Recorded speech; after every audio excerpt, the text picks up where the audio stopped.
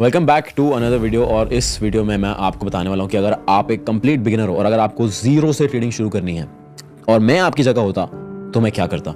After 6 years of trading and losing money and making money in the financial markets, I am now going to share with you कि अगर आज मैं आपकी जगह होता तो मैं एग्जैक्ट रोड मैप क्या फॉलो करता। And most probably guaranteed that अगर आप ये चीज़ को फॉलो करोगे तो ऑफकोर्स जितना टाइम शायद मुझे अगर 6 साल लगा तो शायद आपको 3 साल लग जाएगा, because you will have a clear cut road map. So make sure you watch this video till the very end, because I am going to give you a serious road map. तो अगर आप एक complete beginner और आपको trading के बारे में कुछ भी नहीं पता है तो सबसे इंपॉर्टेंट चीज़ है ये जानना कि ट्रेडिंग में कितने टाइप्स के मार्केट होते हैं, क्या क्या एग्जिस्ट करता है, कौन कौन से फाइनेंशियल मार्केट्स एग्जिस्ट करते हैं, किन किन मार्केट्स में आप ट्रेड कर सकते हो। बिकॉज ट्रेडिंग एक कॉन्सेप्ट है, ट्रेडिंग एक एक्टिविटी है जिसको आप हर एक मार्केट में एक्सिक्यूट कर सकते हो। सबसे इंपॉर्टेंट चीज़ ये हो जाती है कि ये डिसाइड करना कौन सी मार्केट में आपको कूदना है, कौन सी मार्केट में आपको ट्रेड करना है। Majorly there are 3 types of markets. First is the stock market, Indian stock market. Second is the crypto market और तीसरी होती है फॉरेक्स मार्केट। ये 3 मेजर मार्केट्स है जहाँ पे आप ट्रेडिंग कर सकते हो, जहाँ पे आप ट्रेड्स ले सकते हो, जहाँ पे आप एक ट्रेडर बन सकते हो।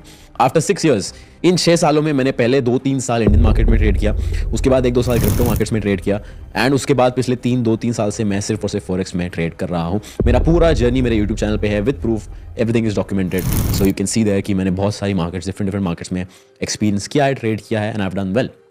After 6 years I can tell you कि अगर आज मैं जीरो से शुरू कर रहा होता तो मैं सीधा फॉरेक्स मार्केट में जाता। Indian market is positioned in a way to make you lose money. Indian market में टैक्स ज़्यादा है, फीस ज़्यादा है, ब्रोकरेज ज़्यादा है, लेवरेज भी नहीं है, बहुत सारी चीज़ें हैं। बेसिकली इंडियन मार्केट में the odds are against you.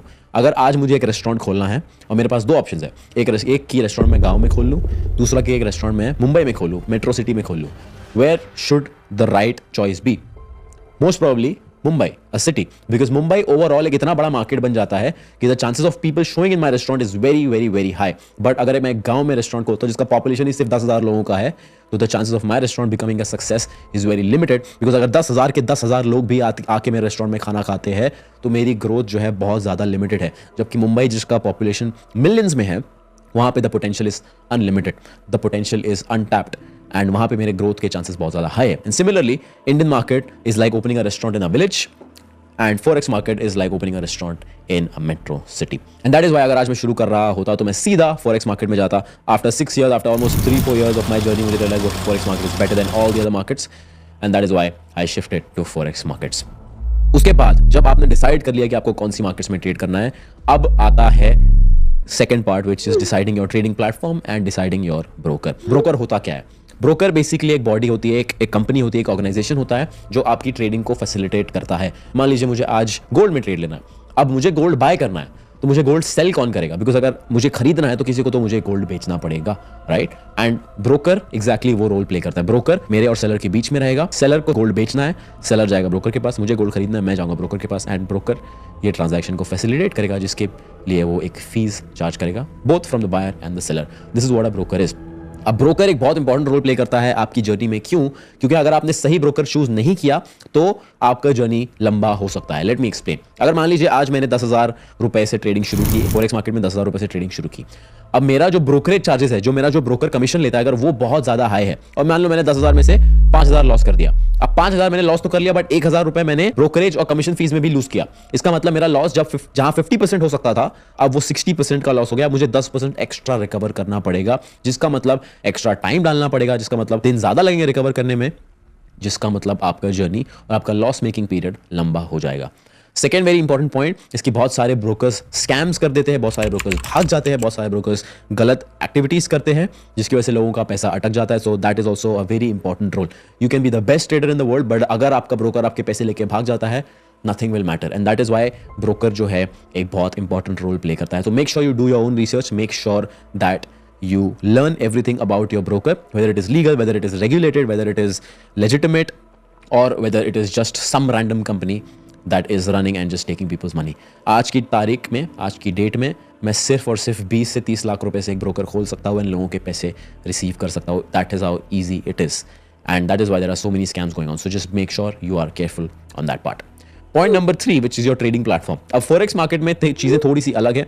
Forex market में मुझे ट्रेडिंग प्लेटफॉर्म भी चूज करना है, ब्रोकर भी चूज करना है। नॉर्मली क्या होता है, बहुत सारे ट्रेडिंग प्लेटफॉर्म्स होते हैं जो ब्रोकर के साथ कनेक्ट होते हैं, राइट? ब्रोकर बैक एंड पे है जो आपके ट्रांजैक्शंस फैसिलिटेट कर रहा है, फ्रंट एंड पे है आपका ट्रेडिंग प्लेटफॉर्म जहां पे आप अपने ट्रेड्स एक्सिक्यूट कर रहे हो। सो ट्रेडिंग प्लेटफॉर्म चूज करना भी इंपॉर्टेंट है।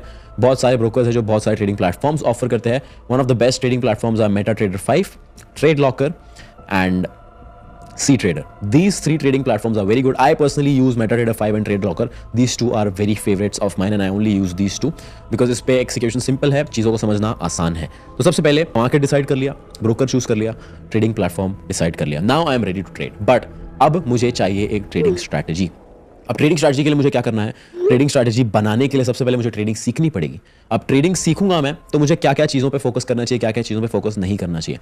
अगर आप मुझसे आज पूछोगे after 6 years of experience in this market, what is the number one concept that actually matters apart from risk management? The number one concept that actually matters is liquidity. अगर आपको पता है कि liquidity कहाँ पे है, you will know where the big fishes will take the market. सबसे ज़्यादा important concept मेरे हिसाब से आज की डेट में in my opinion is liquidity. अगर आपने liquidity read करना सीख लिया, आपने चार्ट रीड करना सीख लिया, nothing else will really matter. But of course there are some key concepts which you need to know: support and resistance, trend lines, chart patterns, candlestick patterns. I personally think that chart patterns and candlestick patterns are not so important, but support and resistance, trend line आपको जानना जरूरी है to understand liquidity, then liquidity itself, volume, strength and momentum of the candles, ये सारी technical चीज़ें आपको जानना बहुत ज़्यादा ज़रूरी है। बहुत सारे लोग जब अपना ट्रेडिंग जर्नी शुरू करते हैं तो बहुत ज़्यादा ओवर नॉलेज ले लेते हैं, बहुत ज़्यादा नॉलेज ले लेते हैं, बहुत ज़्यादा रीडिंग करके बैठ जाते हैं। मैंने भी ये गलती की थी, बहुत सारी बुक्स मैंने पढ़ी थी, but eventually only these few things will matter. At the end of the day अगर आप 100 चीज़ें भी पढ़ लोगे, एंड में आप सिर्फ 3 से 4 चीज़ यूज़ करोगे to trade successfully. So make sure you don't overwhelm yourself with knowledge. These are the 3-4 concept that I would personally learn अगर मैं फिर से शुरू कर रहा होता with the same knowledge and with the same experience. And उसके बाद इन 3 से 4 चीज़ों को यूज़ करके मैं एक ट्रेडिंग स्ट्रैटेजी बिल्ड करता। ट्रेडिंग स्ट्रैटेजी कैसे बिल्ड करना उसके ऊपर मैंने एक डिटेल में वीडियो ऑलरेडी बनाया हुआ है, यहाँ पे आपको लिंक मिल जाएगा ऊपर। But to summarize it for you, trading strategy में 4 से 5 इंपॉर्टेंट चीज़ें होती हैं। Time window, trading setup, clarified trading setup, कौन सा इंस्ट्रूमेंट पे मैं ट्रेड करने वाला हूँ, इंस्ट्रूमेंट। अब मैंने मार्केट तो डिफाइन कर ली है, मार्केट के अंदर कौन सा इंस्ट्रूमेंट में ट्रेड करने वाला वो भी डिफाइन करना बहुत जरूरी है। मान लो मैं फॉरेक्स मार्केट में ट्रेड कर रहा हूँ, फॉरेक्स मार्केट में मैं गोल्ड ट्रेड कर रहा हूँ, स्पेसिफाइड इंस्ट्रूमेंट गोल्ड में ट्रेड करने वाला हूँ। उसके बाद मेरा रिस्क मैनेजमेंट डिफाइन रहेगा कि मैं कितना रिस्क लेने वाला हूँ, कितना मैं रिवॉर्ड लेने वाला हूँ, ये सारी चीज़ डिफाइंड होगी। अगर मेरा स्ट्रैटेजी वाला वीडियो डिटेल में देखोगे तो of course you will understand this much better in a much more clarified way. Now I have a strategy, I have a broker, I have a trading platform, I have decent knowledge about how to read charts.